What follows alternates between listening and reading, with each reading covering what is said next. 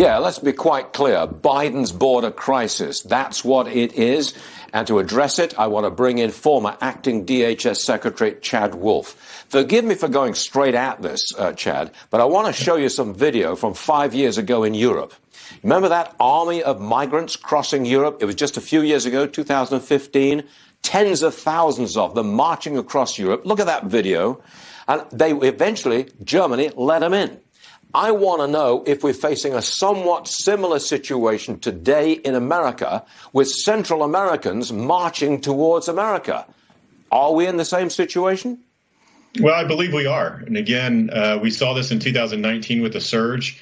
I think the difference today versus 2019 is the policies and the messaging that's coming out of the Biden administration is actually encouraging Central Americans and others from South America, as well as all over the world, to come to that southwest border, knowing that if they cross that border, they will remain here in the United States during their immigration court proceedings, which we know the vast majority don't show up for. So as long as that messaging, and as long as those pull factors incentivize that mass migration, you're going to continue to see the crisis that we see on the border today. Why can't we take our cameras into those tent cities where they're accommodating these youngsters? Our cameras can't get in.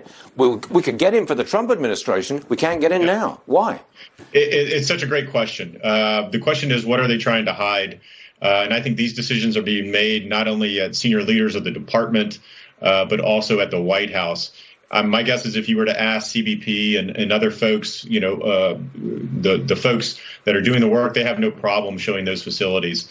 But they have made a decision not to let the media in, which is just, again, unconscionable. If the Trump administration had done that, it would have been article after article after article about how we're trying to hide the ball and do something else. But throughout this entire crisis, there has been almost no media. CBP officials are now barred from talking to news reporters. There's a lack of information and a lack of transparency. And I think one of the hallmarks that the Biden administration and President Biden had run on was to bring transparency and obviously unity, but transparency back to government.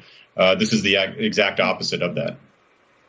It is indeed. Chad Wolf, I'm sorry we're short on time here. We have to say goodbye to you because I think you've got another engagement elsewhere coming up real soon. But thanks for being with us, albeit shortly today. We do appreciate it, sir. Thanks very much indeed.